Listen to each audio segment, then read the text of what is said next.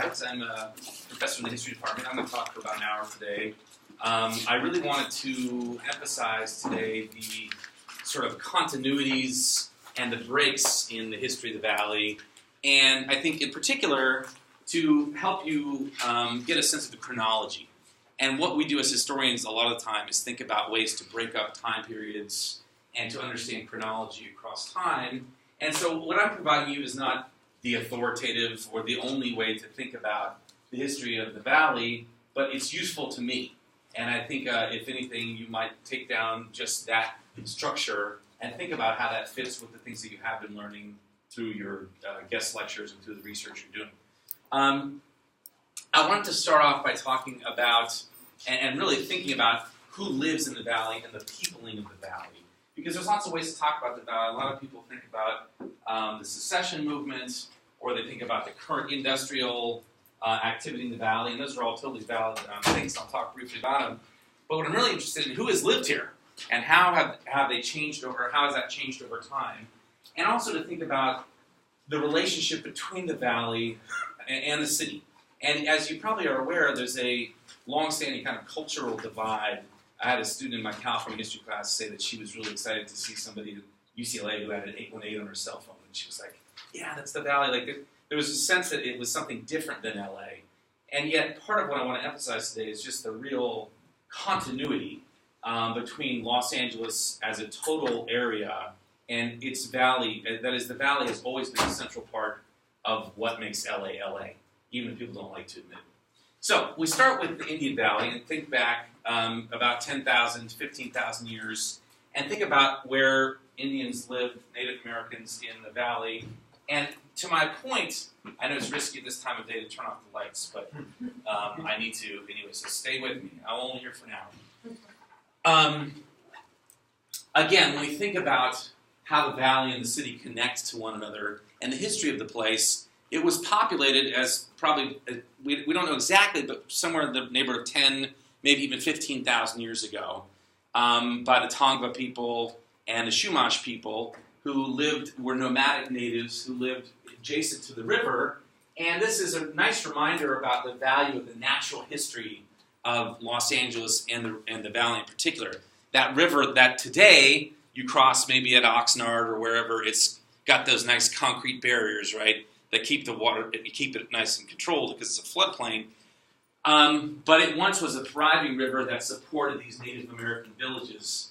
And those Native American villages that you see spread across the Valley, and indeed across the southern part of the Valley, were interconnected and linked with these villages that were further down the river in the city of Los Angeles. So for anybody that begins with the perception that the Valley is something totally separate from the city, go back to Native American times and you see that this is part of a continuous landscape of migration. And natives would habitually move during different seasons, and it would be very common to find Chumash, Tongva people down in what we would call the city now, as well as out in the Valley, depending on the season. So that's a nice way to begin thinking about the continuities between the city and the Valley. I also show this, as I do in my California history class, just to remind you of the natural history of the Valley and to think about the extent to which it sat in a very large floodplain. Northridge, indeed, CSUN would be underwater in a serious rainstorm, and all of that river was channelized in the 1930s, and that changes dramatically the natural history. But to think again of the fact that both the Valley and the city were subject to widespread inundation and flooding during periods of the storm. So the natural history and the pre-American and pre-Spanish history of the natives in the Valley lasts really until the late 18th century.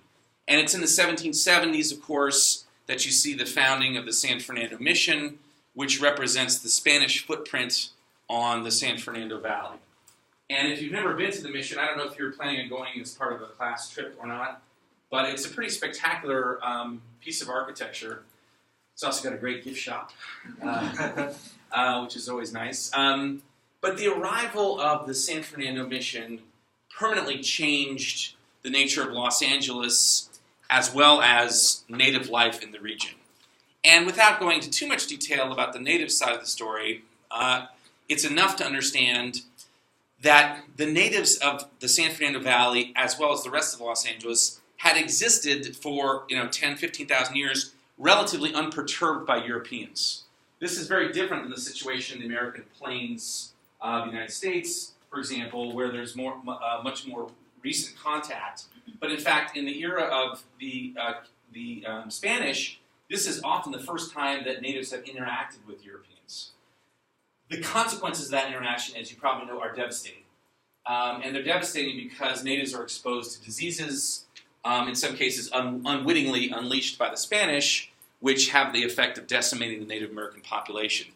And so though the Native American population persists to live in the valley up to the present, it is a much smaller population than it existed before.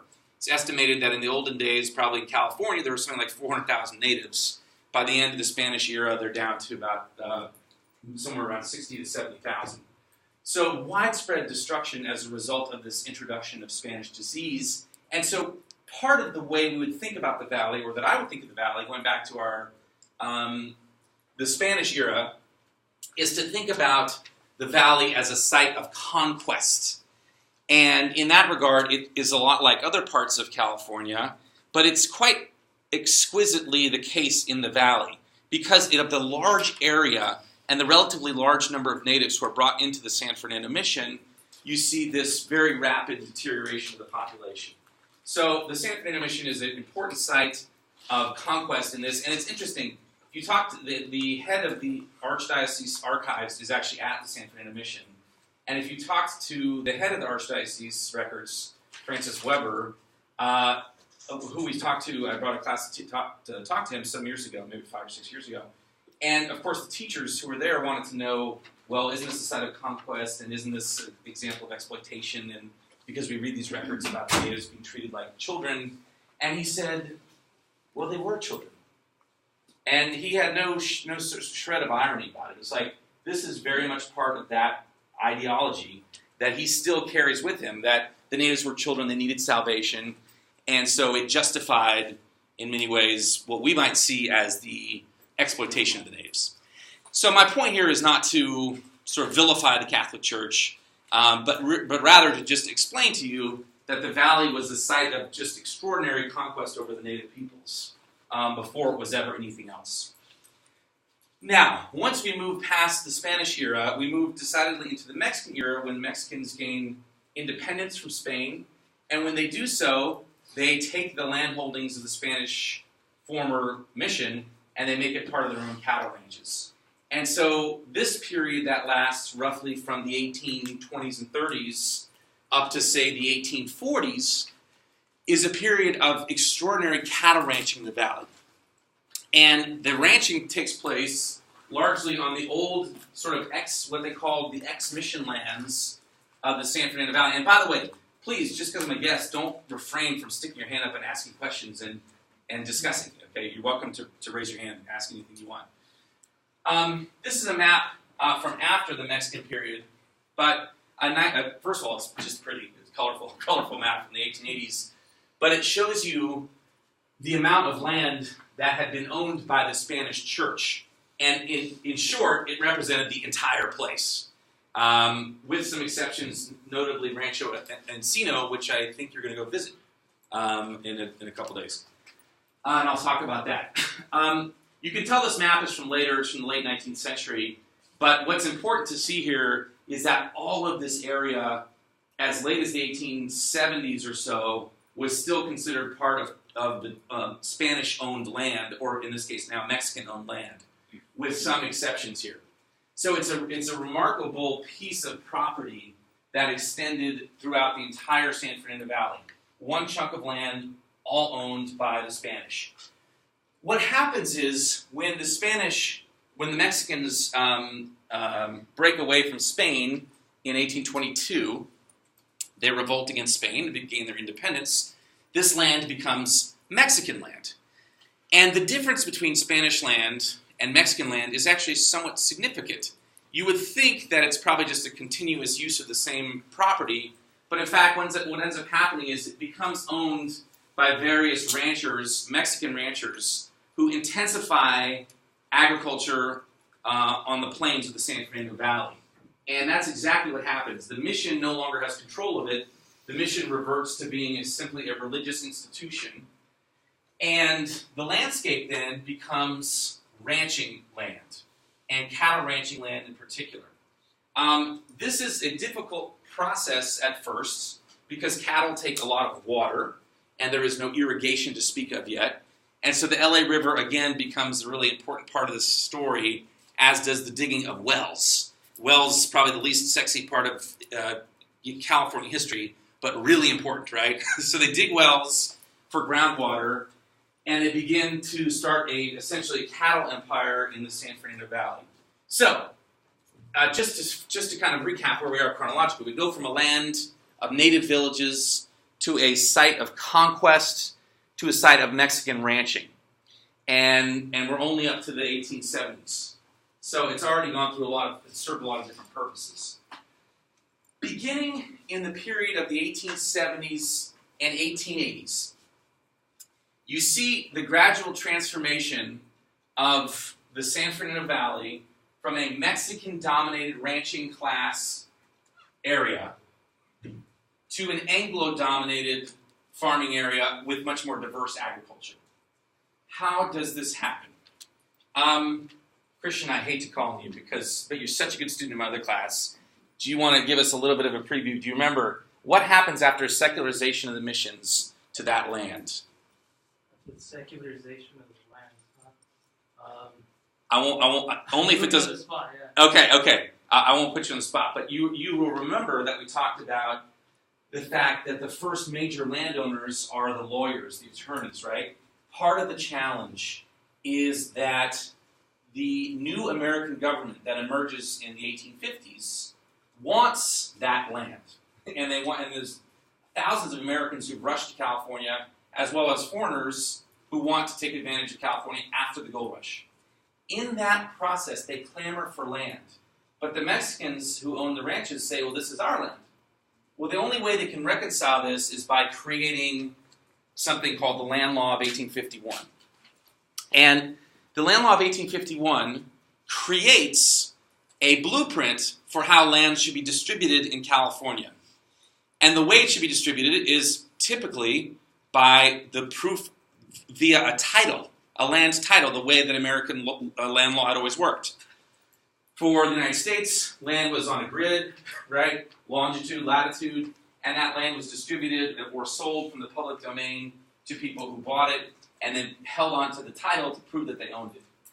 What the problem was that the Mexicans had never bothered to really create documents or indeed maps that demonstrated precisely what they owned, because they lived in a culture in which there was no value placed on legal boundaries. That is not because they were lazy, as the Americans might say, or because they were incapable.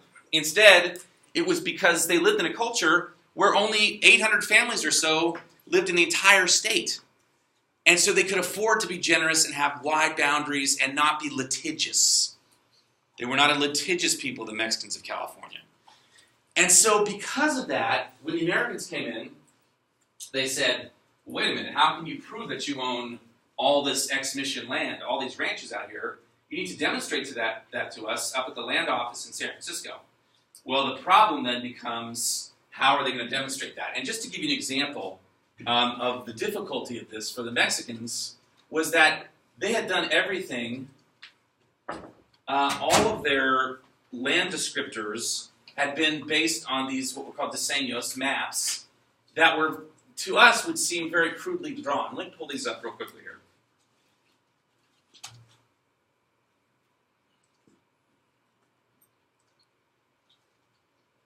And I'll turn you on to some good web resources at the end of class, too.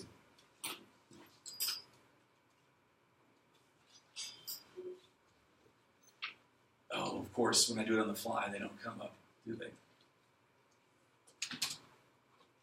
Okay, I'm just going to pull up a random map here. This is from San Miguel. The diseños, the maps that the Mexicans used to identify their territory. These were official documents in Mexican-era California, but they did not pass muster with the Americans who came in, who were litigious people. and said we need to have longitude and latitude and clear divisions of land.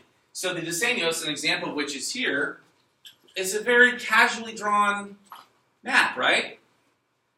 Right? It's almost childish. The mission here is sort of sideways. It sits on these hills here. It's very unclear where anything begins or ends. The Americans look at this and see this as a sign of Mexican failure. But I don't look at it that way, nor did the Mexicans. But instead, we say it's a totally different culture.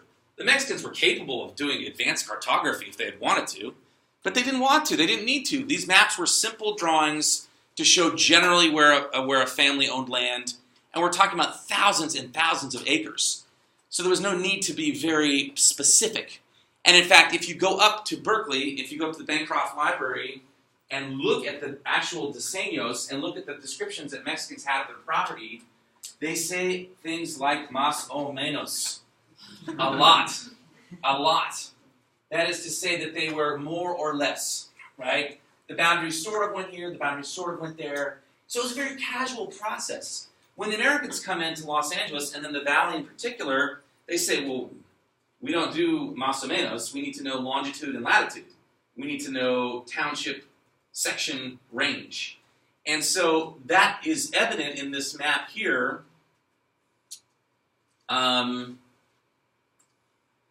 That you see here. You see the beginning in this map of the gridding of the valley. That is plotting it out using squares, township, range, section. This map, again from the 1880s, shows you very clearly that Americans had already made entryways into the valley and had begun subdividing the land, okay? And this is part of what, so even though it's Rancho San Fernando, the fact that it's got these grids on it means this is where people are starting to buy land. So Americans begin to buy land because they can. Because Mexicans, by and large, though they ultimately can prove that they own the land, it costs them so much in court to do that that they have to begin selling off pieces of that land. So it's not the case that the land was flat out stolen from the Mexicans, but it was sort of close to that. That is, it was a different legal culture. It was one that said, unless you can prove it, we're going to sell it. And that what that ended up doing was creating the first privately owned Anglo portions of the valley, largely on the eastern part near the mission.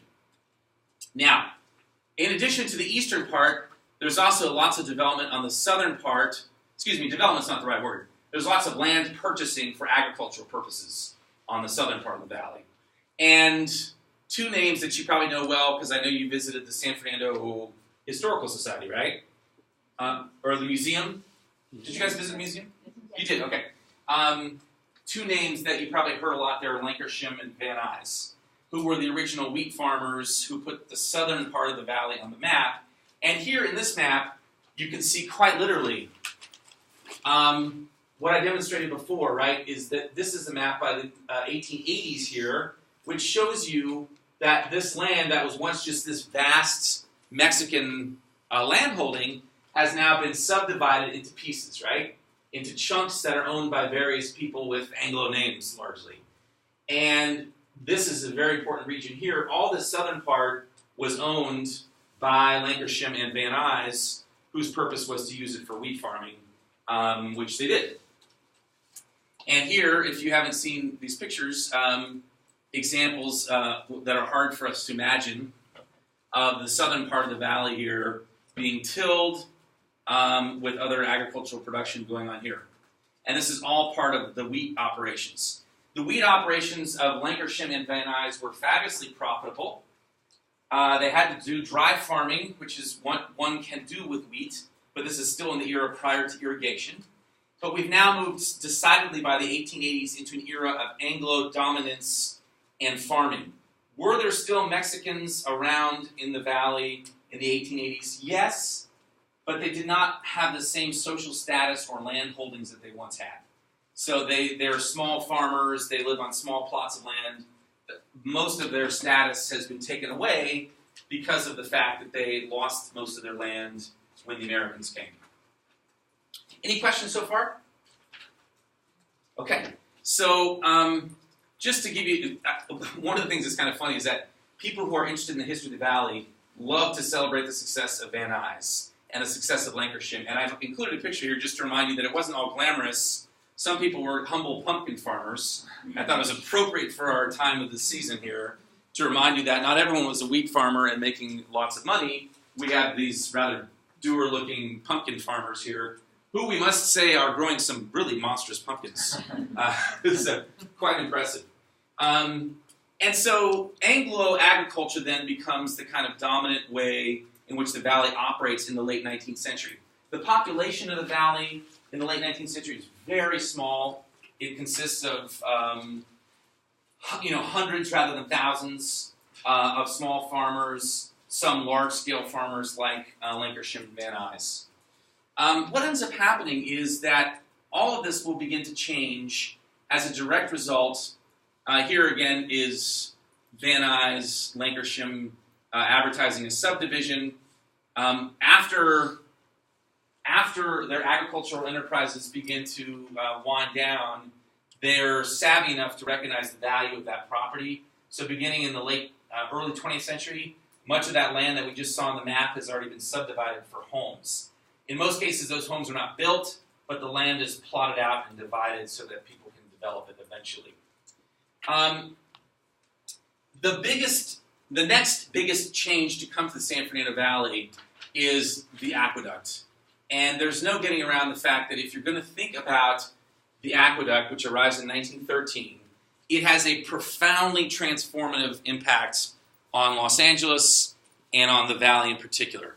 Running right through the valley, it serves as the first major irrigation project.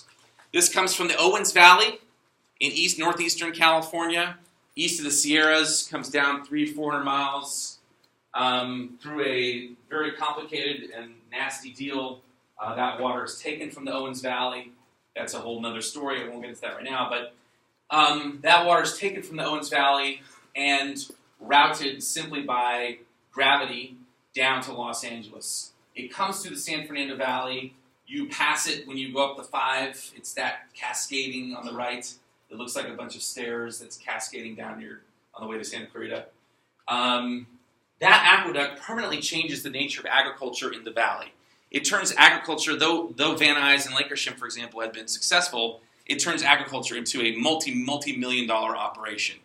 And so it intensifies the agricultural production of the region. So I would say between 1915 and I'd say World War II, roughly, what you're looking at is an area where there's continuity, there's agriculture, but it's on a much larger scale. And throughout the valley, you just see farm after farm after farm, and very few residences.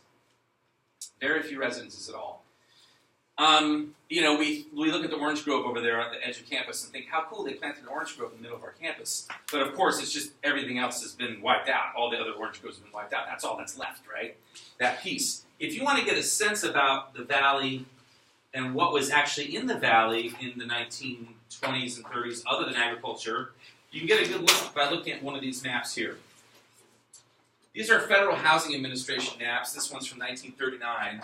And it has on it, and I'll pass it around, it has on it different grades which refer to the loan eligibility of that neighborhood.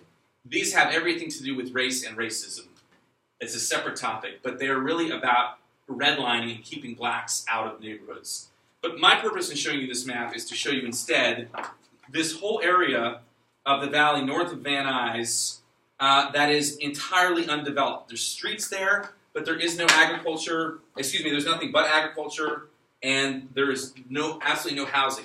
So again, this is not the easiest way to demonstrate this, but if you take a look, only the areas with color on them have actual houses. Okay, so this is as late as 1939, the valley is all farmland. This is just in case you didn't believe me. This is just the verification here. We've got a federal map which shows you, right, everything other than Burbank, North Hollywood, Tujunga, La Crescenta, San Fernando, and Pacoima, Van Nuys. These cities are incorporated, but that's it. Everything else is just empty farmland. So no houses here. So that's what the valley looks like during the period of 1915 through really about World War II. It is a place with abundant agricultural opportunities. There's cattle farming, but citrus is dominant, and it becomes kind of the orange empire of northern Los Angeles. The aqueduct has another interesting effect on LA and on the valley. One of the ways in which it changes the valley is, and this is through a sort of technicality that may be boring to you, but just roll with me for a second, is that part of the Los Angeles got federal money to create the Owens Valley Aqueduct, which brought water to LA. Part of the deal that it made with the federal government is that it couldn't sell water to other cities. And so as a result of that, Los Angeles and the valley began to annex places. So Laurel Canyon, for example, had been its own city. It gets gobbled up and put into the valley. Owens Mouth had been a separate community, gobbled up and put into the valley. Canoga Park comes along later. That's part of Owens Mouth. But the bottom line is this, is that it gives the valley more property, and the city of LA more property, because they annex formerly independent cities. And so the valley becomes one big thing. Now we know there's still separate cities in the valley, right? Burbank, a great example, Glendale, Calabasas, these places that aren't part of the actual city of LA, but generally speaking, most of the valley is annexed to the city of Los Angeles. So this is great for the city of LA. It's got an agricultural paradise in its backyard, right? Now, in the meantime, it's worth pointing out that Los Angeles has grown exponentially, the city half of LA, the other side of the Santa Monica Mountains. By the 1920s and 30s, it's growing enormously, millions of people coming to California, and the city of Los Angeles doubles its size in the 1920s, but still nobody lives in the valley. That is not a residential suburb. It is purely agricultural hinterlands. And at that time, before globalization of agriculture and all sorts of other developments, much of the agricultural production that goes on in the valley ends up being sold in the city. So whether it's meat, whether it's citrus, it's locally grown. The idea of locally sourced food, which is very popular now, was just the way people did things when the valley was the sort of backyard, the farming backyard of the city of Los Angeles. So all this is to say that the aqueduct represents a profoundly different era in the history of the valley. It intensifies agriculture, it intensifies annexation of other cities, and it creates the modern backyard for Los Angeles. This, however, will not last. You may see old pictures of Los Angeles and these wheat pictures and the pictures of the pumpkins, but something begins to change, and that is the demands put on the housing stock of Los Angeles as a result of World War II.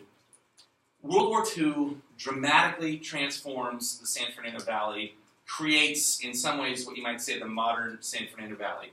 Here we have a picture from 1939, looking north toward Van Nuys and North Hollywood, and you can see, as was borne out in these federal maps I showed you, the extent to which, beyond the city of Van Nuys, which is located here, here's the Civic Center, we're looking at essentially farmland. We're not looking at houses. So in 1939, as the map shows, as the photo illustrates, it is still a rural place, and a very important rural place for the hungry population of Los Angeles. And just to skip ahead and give you a sense of that hungry population, take a look at Los Angeles here across time. Again, I was mentioning the 1920s. The population goes from 576,000 to 1.2 million people.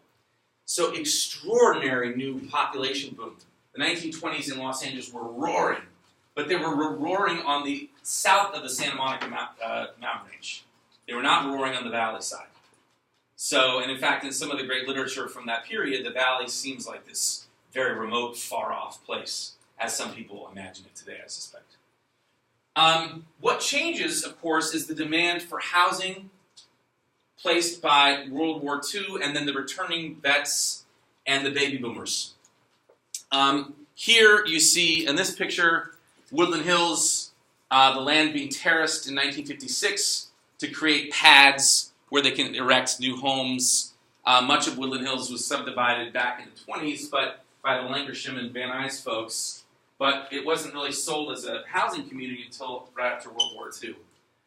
The period after World War II represents the greatest period of population growth of the valley. And in this period of 1940s and 50s, you see the diminution of the orange groves, the disappearance of cattle ranches, sheep ranches, as people decide quite naturally, as they are in much of the Central Valley today, that housing is a better investment than agriculture. And so we begin to lose much of that rural landscape as developers see in the valley an opportunity for housing.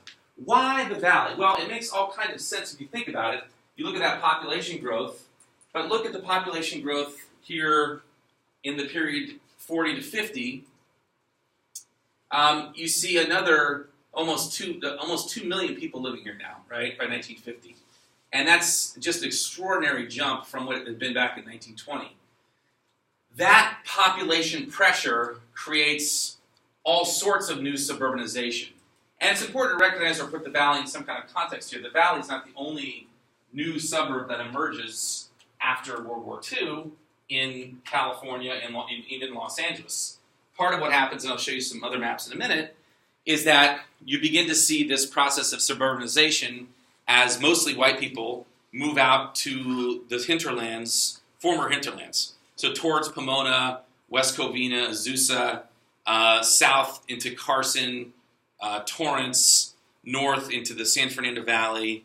So the population starts to flesh out on the map of Los Angeles, and that's part of what you're seeing there. If we move ahead here, part of the great impetus for migration to the San Fernando Valley, of course, is the high-tech of the era, aircraft and aerospace. Here you see Lockheed over in near Van Nuys. Others included Rocketdyne, Litton Industries, etc. The major technological companies in the state were setting up shop in the San Fernando Valley because of the availability of space and because of the nice link between residence and workplace. And this is critical, and this ties us into the last theme I'd like to talk about, which is the, there's another topic on my slides at the beginning, we'll get to that, but in terms of themes, the valley was very self-consciously created in this period, as most suburbs were, as white only. Now that does not persist as long as some people might expect. That is, it is not only white for as long as white people wanted it to be white, but it is white for a very long time, and here's why. Part of the mechanisms of segregation were such that when new opportunities presented themselves, housing and industrial opportunities in the valley, blacks were systematically excluded from that. And they were systematically excluded from that in a couple of different ways. The first way in which blacks in particular, and Asians to a lesser degree, and Mexicans to an even lesser degree, but blacks in particular were segregated, was through the use of racially restricted housing covenants. Housing covenants were agreements into which homeowners entered with the seller that explicitly stated that this home may not be leased or sold to anybody of the non-Caucasian race, or anybody who's a Negro or an Asiatic, and they had different terms. My own humble little house in Woodland Hills has a restrictive covenant on it. It's part of the original paperwork on the title, and it clearly says nobody of non-Caucasian race may live here. Of course, it's not legally effective anymore. But you can tell when the property was subdivided. The house was built in the 50s, but the property was subdivided, and that deed restriction was on the property. It also said I couldn't make my own alcohol because it was during Prohibition, and so that was almost a deal breaker for me. You know, if I can't make my own bathtub gin, what am I going to do? So the first and most concrete way in which segregation was maintained in the valley had everything to do with racially restrictive covenants existing on much of the new housing stock in the valley. That is declared legally unenforceable in a series of Supreme Court cases in 1948 and 1953. So after 1953, the use of the restrictive covenant is no longer permitted. This does not mean, however, that all of a sudden blacks are welcome in the valley. And here you see a photograph from the 1960s, 1964, a valley protest in Van Nuys among African Americans who are protesting California voters' repeal of the Fair Housing Act. The question is, how is it that blacks are able to get into the valley eventually, given the web of restrictive covenants that keep them out? Well, there's a couple pieces to the story. First of all, we talked about the restrictive covenants. The second part of the story has to do with mortgages and mortgage lending. And it was very typical of the federal government in these maps that I showed you to limit their loaning based on the value or perceived value of neighborhoods. To put it simply, during the Depression, the federal government got into the business through the FHA, Federal Housing Administration, of granting loans or federal government-backed loans on a 30-year basis to give people the opportunity to buy housing. Where they did this depended on a series of maps that they put together that were colored. And they were colored in different ways, and I've already shown you one of them to show you something different. But the important thing to see here is that these maps, produced by the federal government, created a landscape of segregation, or they supported that landscape. The landscape was probably mostly defined by covenants, but it was also defined by the federal government. The federal government said essentially this: you are not eligible for an FHA loan if you live in an area that doesn't have covenants, because they figured that an area without covenants would have lesser value, and they weren't in the business of losing money. And so in the central part of LA, you see them beginning to create red zones, yellow zones, green and blue zones. As you can imagine from this map, based on the visual of Beverly Hills, green was the best, right? Not everything changes, right?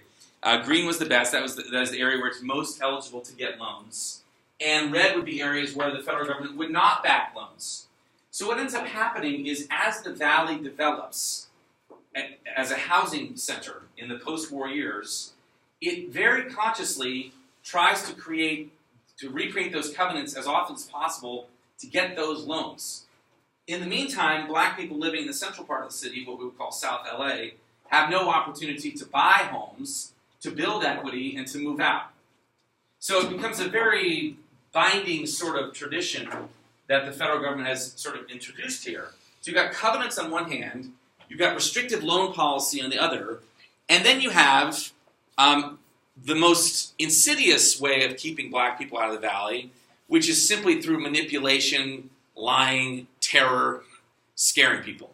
So, for example, every time there would be a new housing development that would emerge in the valley, the NAACP would call the National Association for the Advancement of Colored People, and they recorded this in a series of transcripts that's available in your Oviatt library, like one floor above the coffee stand, the croissant stand. And what they show very clearly is that as late as the mid-'60s, African Americans were being terrorized for attempting to move into the valley. That is, after their covenants had fallen, the new way of keeping them out is scaring them. Or, alternately, when there's a new development that opens up, African Americans will call on behalf of other blacks and say, are there any units available? And they'll say, yes, of course, come on up. And then when they get there and they see that they're African American, they say, I'm sorry, our last unit just sold. So there's this way in which that segregation is maintained. Finally, there's something called the Fair Housing Act in California, which makes these practices illegal and puts them under more scrutiny. And this allows for the slow, but steady arrival of some African Americans into the valley.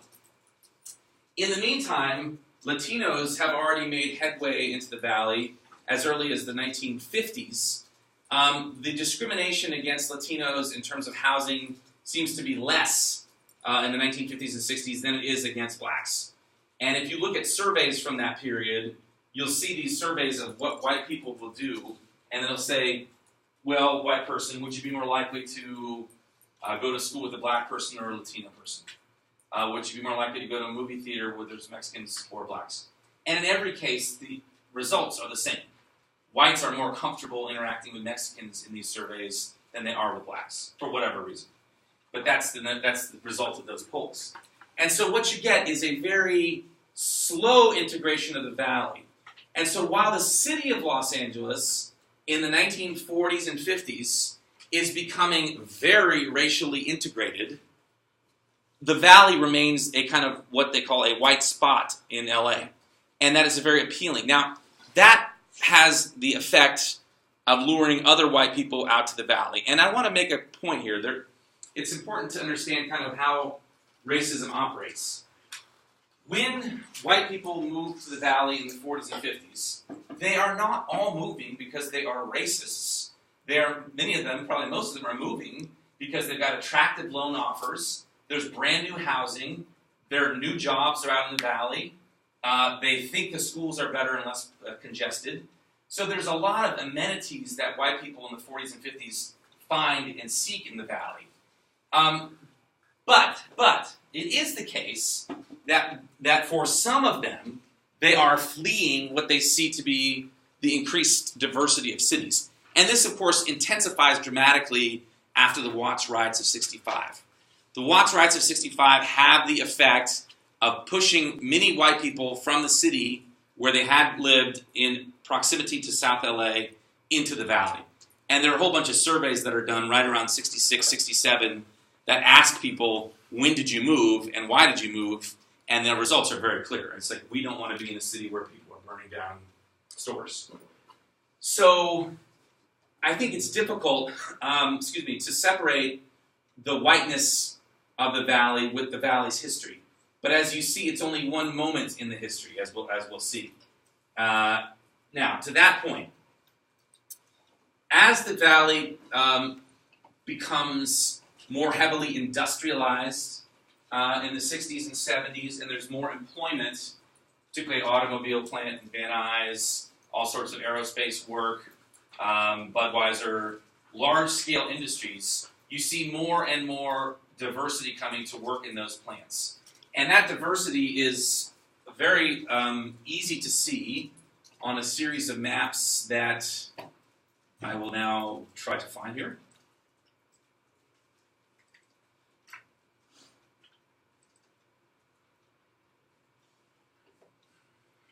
Okay, this is a series of maps produced by a colleague of mine at USC.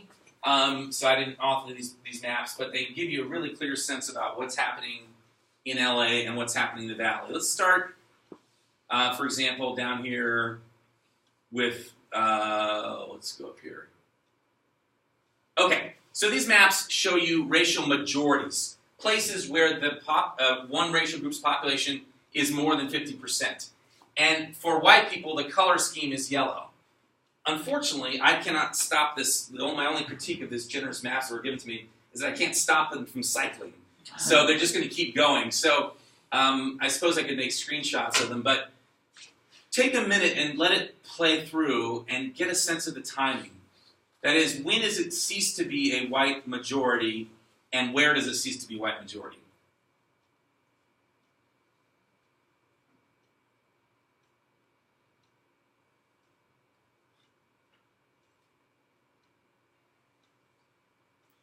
When do you see the real beginning of a shift away from a white majority in the Valley? Again, we're looking here north of the Santa Monica Mountains.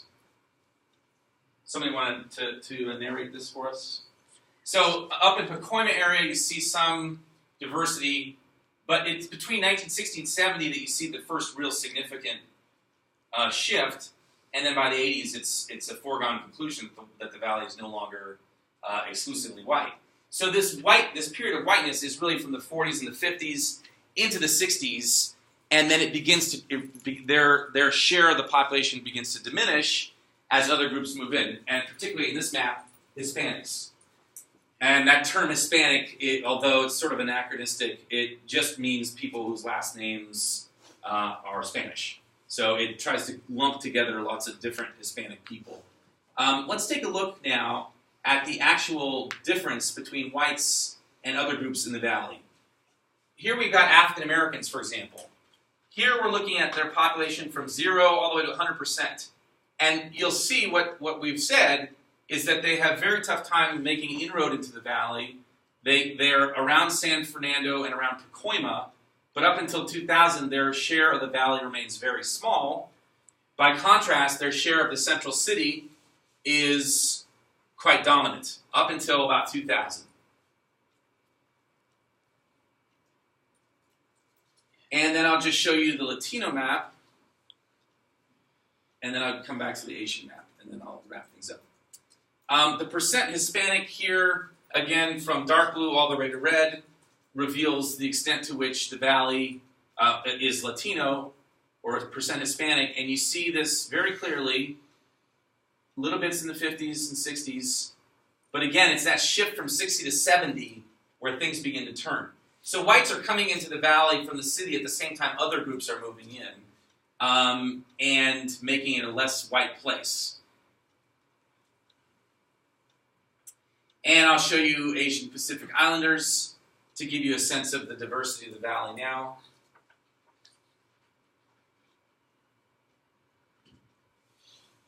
Very small population until 80, and then significant in the northern part of the valley. So these patterns that you're seeing here bear out my overall observation that the valley is essentially a white place during the immediate post-war years, and then only by the 70s, late 60s and 70s becomes increasingly diverse. So let's go back to the beginning here and take a look at these different areas that we've got. We've moved from this natural San Fernando Valley that was dominated by a river, right, and whose native population lived and thrived on that river, to a period in which you had the Spanish own all of the land, and then a few Mexican ranchers after the 1820s owned various parcels of that land, to then a period where Anglos begin to gobble up that land because it was not properly titled or didn't have adequate maps, and think back to those diseños, these casual maps that the Anglos said, well, we don't recognize that. And so eventually they dominate, and then they become farmers, particularly on the south side of the valley, through dry farming, non-irrigating agriculture, mostly wheat. Then the aqueduct comes, changes things dramatically by allowing agriculture to thrive, and citriculture in particular, and also forcing the annexation of valley cities to create one big valley. And then it becomes an industrial and residential valley in the years after World War II, but a very white and segregated one until the 70s or so. And then you begin to see what we might think of as a multiracial, economically diverse valley. And to end, you might just take a look at the figures today, which I'm sure you have done already, but it's worth reminding yourself of the contemporary demographics. Sorry, let me just, here we go. And if you're not familiar with this tool when thinking about neighborhoods, you must be. This wonderful LA Times series of maps. Oh, of course, it's not going to show me. Okay. That's all right. I was just praising the LA Times, and they dissed me like that. That's all right. LA Times neighborhood profiles. And if you haven't looked at this series of maps, how many of you have seen this before, this Finder? It's a great, great tool. And you can look at the valley as a totality, or you can look at the individual communities of the valley. But here you've got this very clear description of the ethnicity. So today it's 41% white, 42% or 43% Latino, almost 9% Asian, still only 4% black. That's a legacy of that Jim Crow segregation I talked about. And then that's what we've got. So we've got a place that retains its connection to its earliest history. When you drive along the wide boulevards and you see occasionally citrus or a farm, or you still see little remnants of this past, but it is a thoroughly changed place that moved from being the backyard of Los Angeles to being central to Los Angeles, even though in popular perception we still talk about it as something separate. I'm going to stop there. Okay? Questions?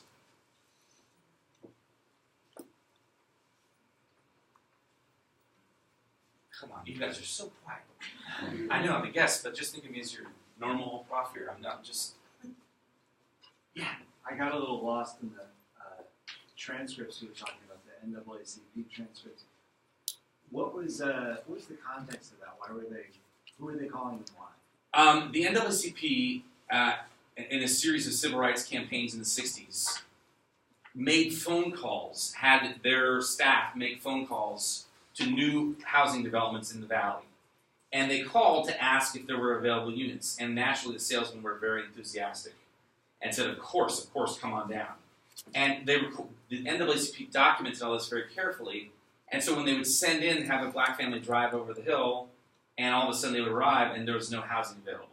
That is, they saw that they were African American and said that's the end of it. So this is part of what the NAACP does, is try to document these, which were violations of the Fair Housing Law. And so they're very effective at doing that. They also document acts of terror against black people, and there are lots of them in the valley. Yeah. And for whatever reason, and I've never been clear on this exactly, but they clustered around Canoga Park. And I have no, to this day, idea of why that is. It may have something to do with the nature of the people who moved to Canoga Park versus other parts of the valley. I don't know. I've tried to suss this out with the census, because with the census you can look at and see, well, where have people moved from? And so, for example, if a lot of people come from Mississippi, whites, then you might expect to see more of that. But Canoga Park is definitely one of the most, one of the areas that the NAACP has the hardest time cracking into. Yeah. But they see this kind of behavior all across the valley. Cross burnings on lawns, KKK slogans, all that stuff was totally part and parcel of the 40s and 50s valley.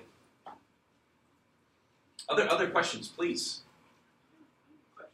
Yeah. I don't know how well formed it is, but I found it so interesting to learn about the annexation of all these different formerly autonomous places. And I was just trying to imagine what the people who built the aqueduct, I guess, what they're putting bets on having successful agricultural business.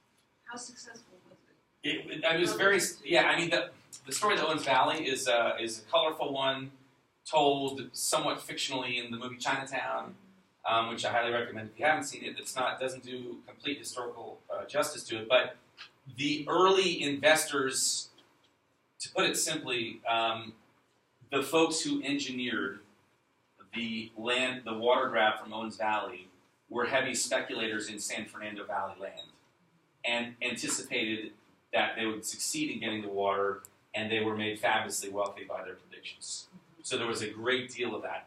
They also then tried, this was essentially a cabal, a small group of men, tried to create Mulholland Highway because they wanted that to be this corridor to get people to the land that they had speculated upon.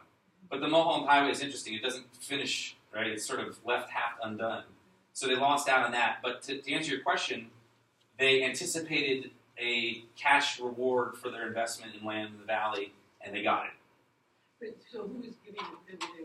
They got the reward from selling land or from farmers buying water? They got the reward from selling and subdividing the land. So they were buying farms, pumpkin farms or whatever, old wheat farms that were not perceived as particularly valuable, and then subdividing those. In that slide, we see that Lancashire and Van Nuys soon moved from wheat to selling suburban plots. And that's an example of what happens, the creation of the modern plat kind of Los Angeles, or of the valley. But I found it so interesting that you said there was sort of a delay before those plots actually turned into housing. I'm just sort of wondering how anxious they might have been, and was that sort of a trend relative to other kinds of I think generally speaking, they thought the folks who invested heavily in land in anticipation of the aqueduct did well because of agriculture. The people who are subdividing land in the 20s, like in Woodland Hills or like Lancashire, they were less successful, or it took much longer for them to realize their investments because there's not that housing demand. People didn't want to live in the valley; they wanted to live in the city. It was too remote, and so there's different stages of speculation. The speculation for water and agriculture, hugely profitable. The subdivision of land in the 20s, a little bit ahead of the curve. So if they were around long enough where their heirs became fabulously wealthy. But as you saw, they're still grading in that other image, Woodland Hills in 1956. So it took a little while for them to, that is, people anticipated it being a residential capital, a residential draw before it really was one. Thank you. I have another water Yeah. question. Yes. So I'd always heard that the way you said it, the city could not sell any water rights. I'd always heard it was like more sinister, that they were like kind of strong arming all these like municipalities into joining into LA. I think that's not. I don't think it's an unfair characterization. I mean, they were doing everything in their power to get these cities to annex Yeah. and to join, and they could wield an enormous amount of power. You can rig an election, or put a lot of money into an election.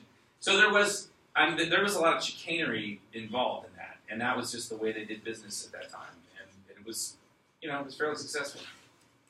On that point of the city, so wasn't part of it that there was the court ruling about the LA River and the LA River water, and that LA had the primary claim First, on all LA River correct. water all the way up, and so the other towns were out of luck. That's right. I mean, first in most cases, the towns needed to buy the water that LA had to sell.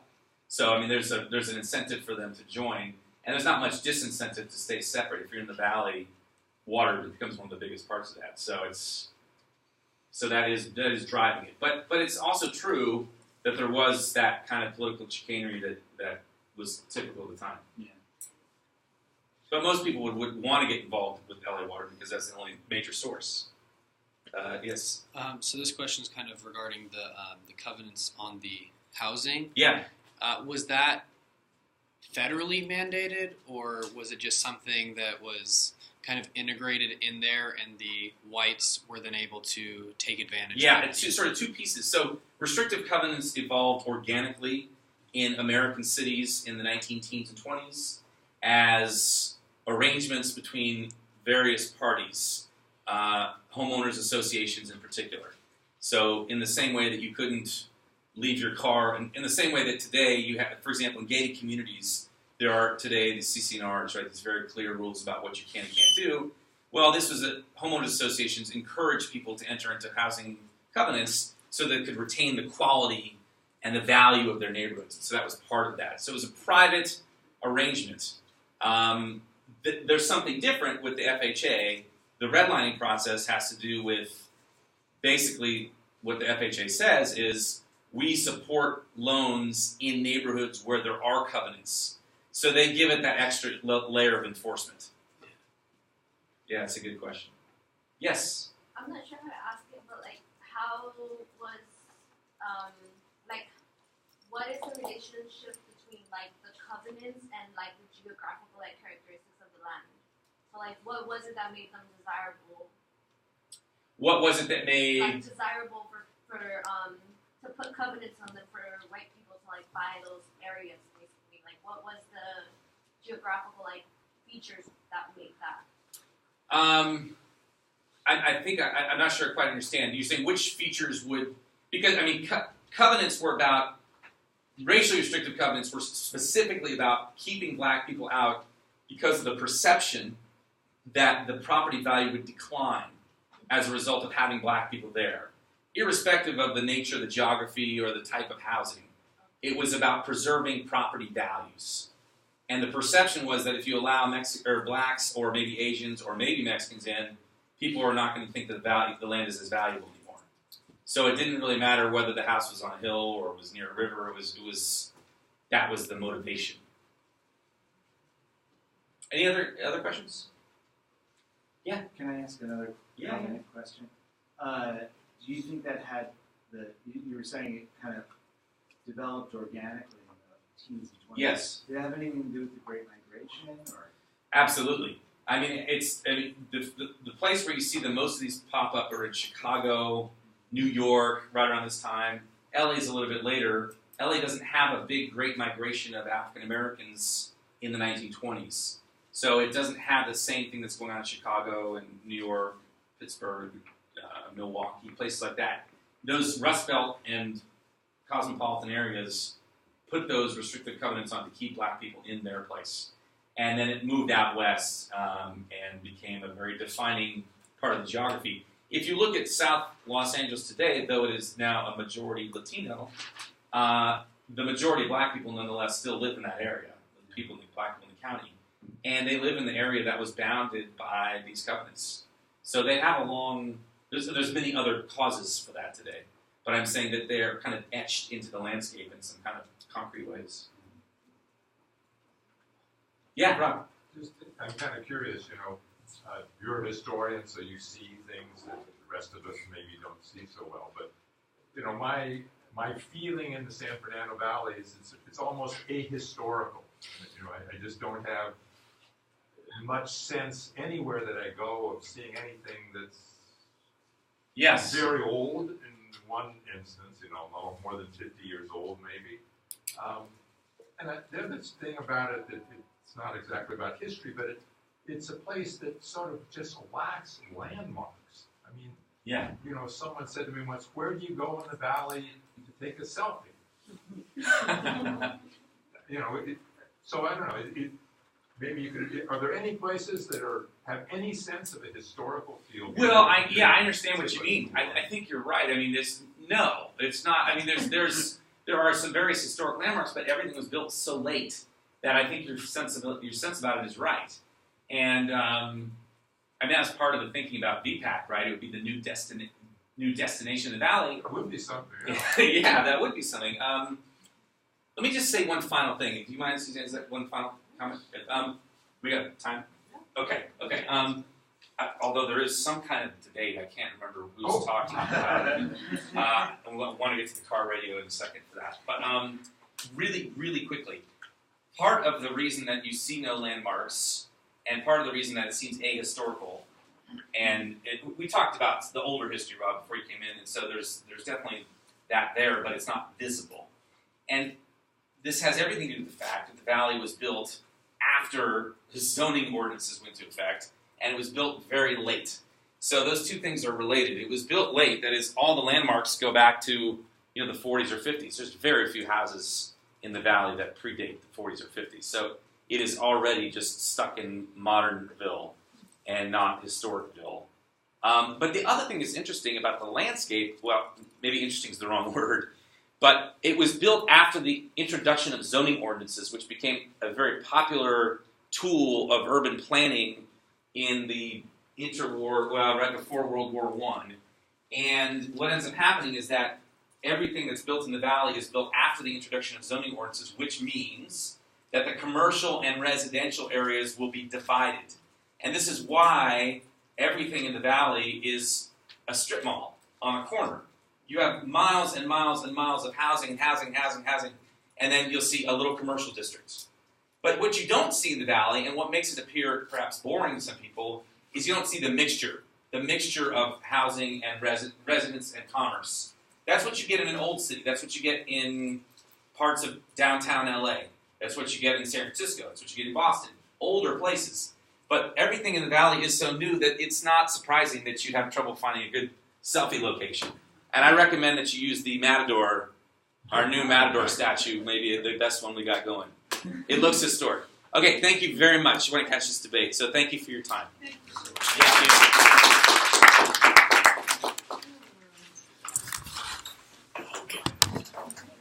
And I wish you guys good luck in your class and all that.